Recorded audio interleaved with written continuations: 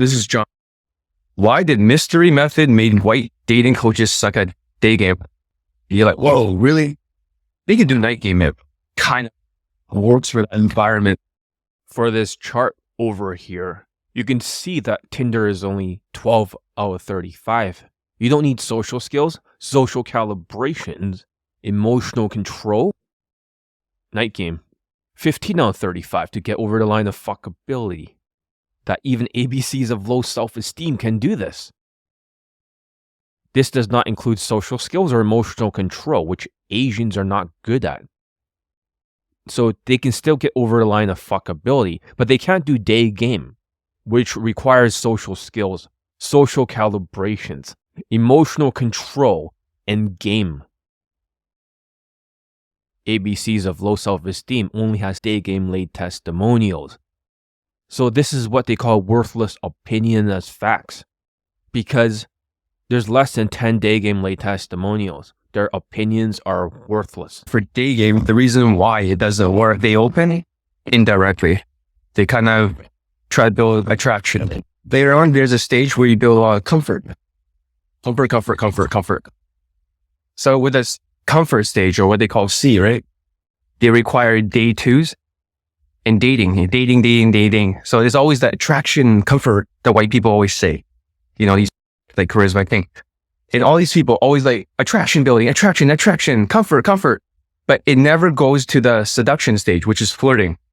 Basically, when you look at the mystery method, actually a lot of different systems use exactly the same method.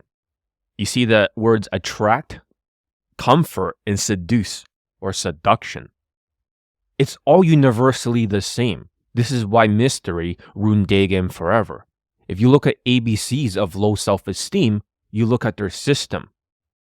Here's the attraction stage, here's the comfort stage, and here's the seduction stage.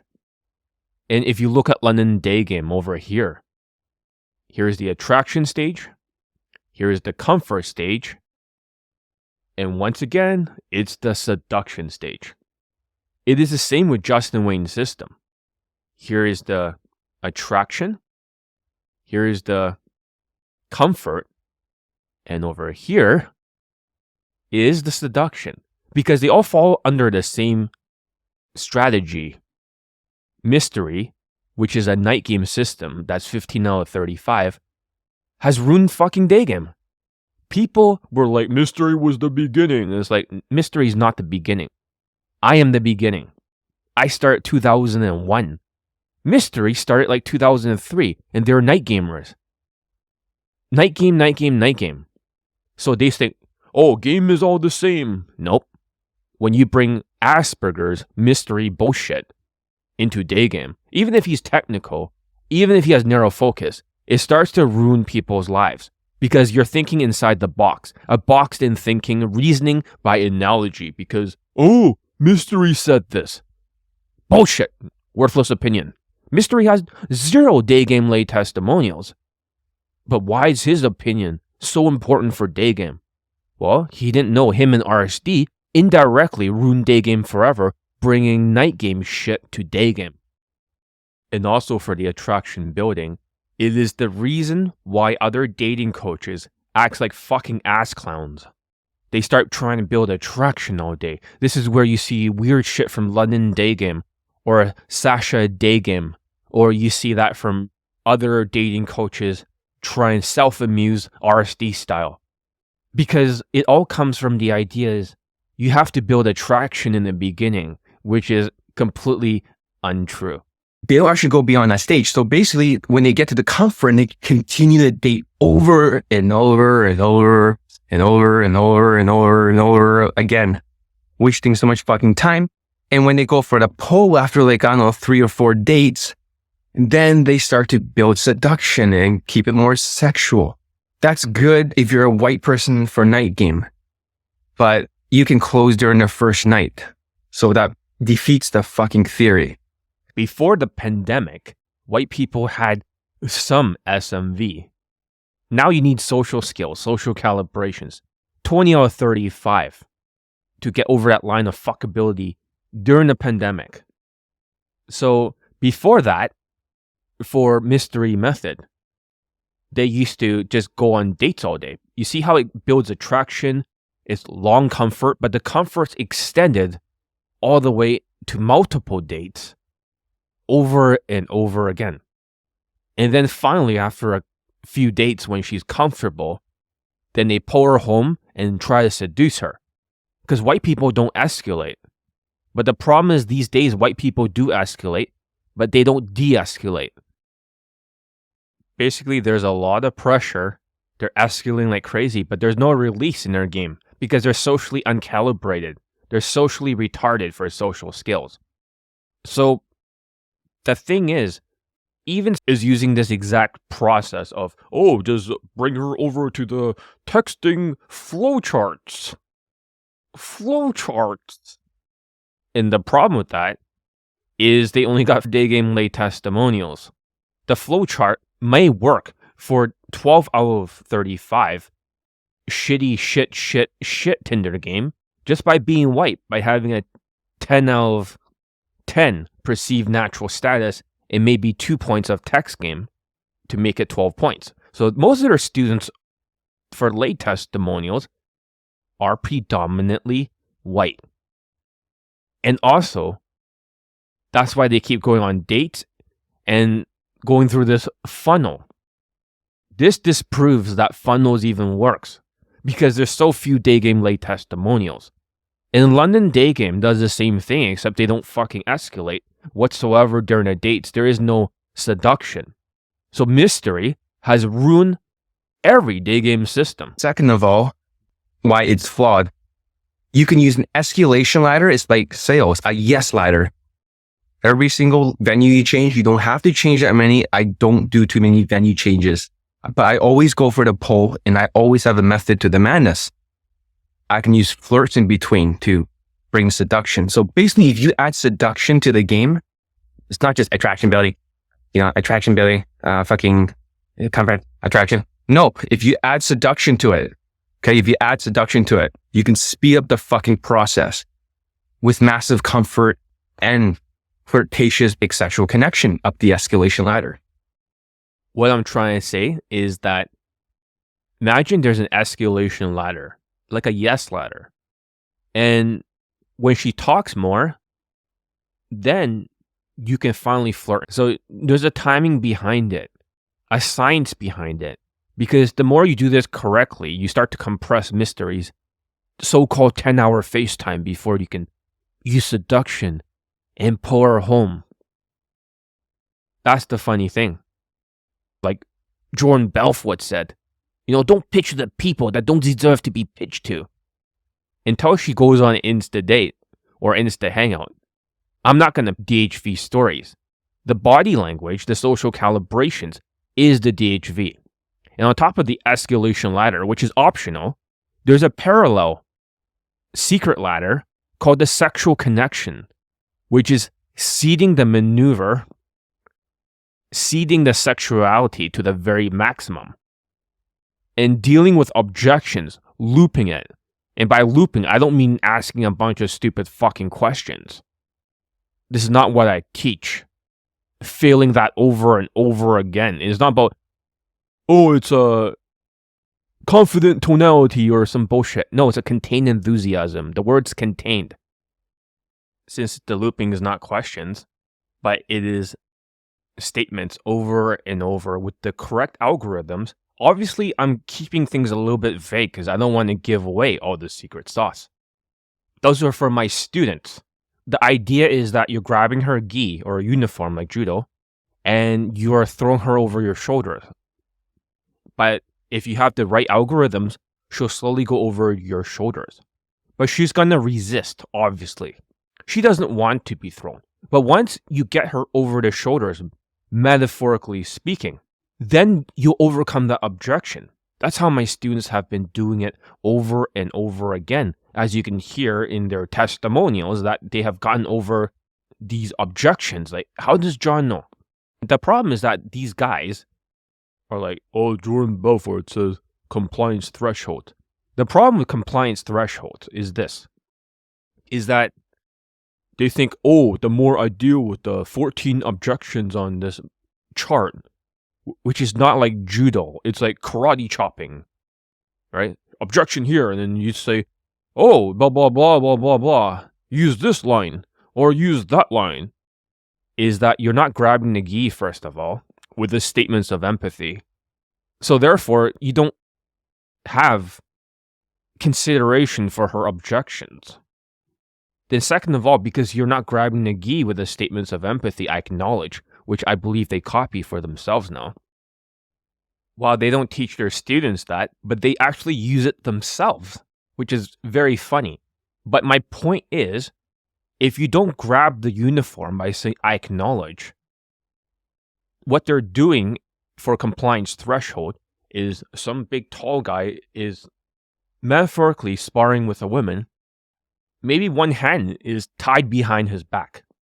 However, he believes that by using one hand and trying to throw her over and over again with the objections, she eventually goes down. Just by being tall and white.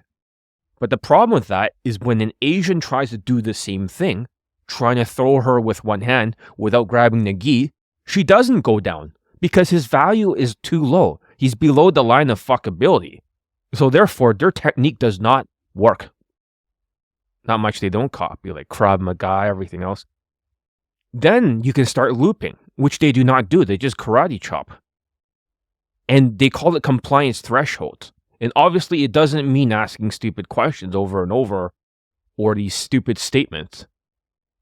And from there, whether or not she goes down or not, due to compliance thresholds, really depends on the relative value. So if you're a tall white guy during night game with only 15 out of 35, she may go down, or you just maneuver her and dry pull her home and just say, oh, there's 100 infields or poo infields, like poo infields. You know? And then that's what happens because they didn't seed the sexuality. They only seeded the maneuver. So they're just maneuver warfare. And they're assuming just because they're white, it's sexualized. But when an Asian person tries to do that, their little Asian shitty shit student, nothing happens. They pull all together home, and their little, poodle goes with them and just follows the tall guy and the women. And he's like, here, you figure it out. And nothing happens. And the reason why nothing happens is because he's not seen in the sexual connection kind of frame. And he didn't sexualize it to the max. They assume he's going to be in the friend zone frame, as you can see in this 6 frames chart. So what happens is nothing. Absolutely nothing happens to that little Asian shit. And they use that as the Asian student pulled, or I don't know what the fuck that is. But it's just him following them home, and they're not assuming he's a sexual being at all. They're just assuming he's friend zoned. So that's what mystery doesn't have, because he's making the process a lot longer than it needs to be. So those are the biggest issues with it. And also DHVing, I would not do too much, direct DHVing. Like, oh yeah, I got to code this, I got to code. I would do it more indirectly, okay? So like make her ask you the questions like, what do you do and all that shit. And also you can DHV with your personality too. Because if your personality is very dominant and stuff, it doesn't mean you always have to be fucking dominant. It's about getting her to the pole location and converting her with the escalation ladder and flirting all that shit. See, here's the funny thing. When I talk about DHVing over there many years ago, guess who I'm referring to? So for DHV stories, what I'm trying to say is the reason they do DHV stories is to status max. Status max. That means that there's different categories that they want to bring their status into, which is their perceived natural status or perceived race, their high status lifestyle. They also want to show their third world money status advantage, high status job, and their exotic advantage if they're in different areas. So that's why they use DHV stories, because they believe that Mystery said this. So it becomes reasoning by analogy and trying to use their status. My students do not use status maxing.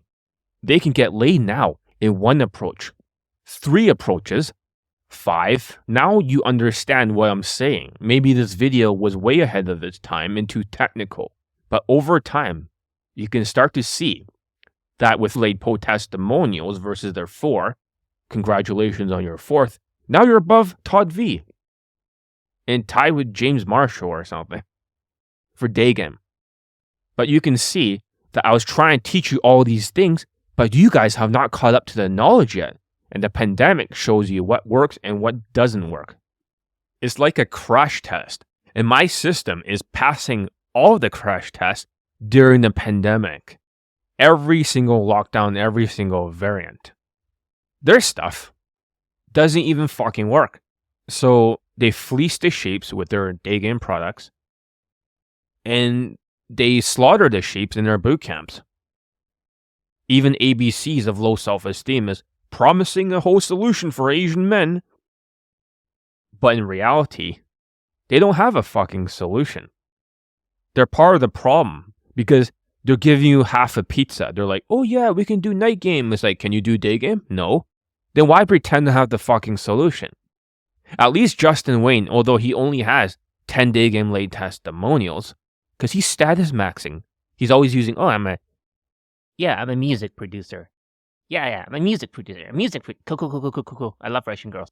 He was the original clout guy, status maxer, but he's been hiding it.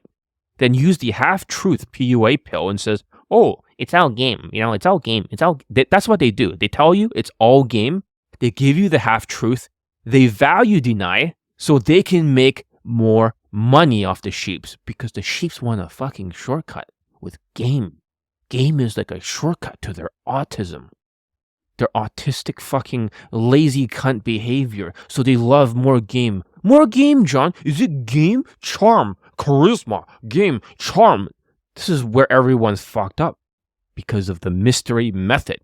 Attraction building. Comfort building nonstop. Dating. And then, so all of a sudden, then you can finally start to escalate. It's like, sure, mystery. Sure, stick to night game. Where the fuck is your day game laid testimonials? Or your infield mystery? Doesn't exist. Thank you for ruining all of day game, and now I have to fight all these motherfuckers who are reasoning by analogy to pass, because mystery said so. But guess what? John Elite started in 2001. Mystery started in 2003. So who's the OG? Although I didn't invent my own systems, I was using the lay guide then, in Ross Jeffries kind of stuff, trying to lose my virginity in university. But who was the original gangsta? That's right. Who was the Christopher Columbus? Who was the one who was the first PUA day gamer? Because I thought the lay guide was a day game guide I used for university. It was actually a night game guide for night game. These guys were doing night game. They weren't doing day game. Ross and all these people until later on. You see, the mystery method cuts off that way. That's why it doesn't work that well for day game. So when you try to apply these fucking night game concepts, it's like playing a chess game inside a square bar or inside a nightclub. When you try to do shit like that, then it's easier because there's alcohol involved and also they're down to fuck. And then you take that little fucking think inside a box mentality, thinking inside a fucking box, and you bring out there the day game, which requires a lot of social calibrations, a lot of facial expressions, and a lot of other stuff. I can get very technical, like very fucking technical if I wanted to. But if I want to give you that depth, you'll find it in the bootcamp. And this is John. Fuck mystery. I think this is old shit.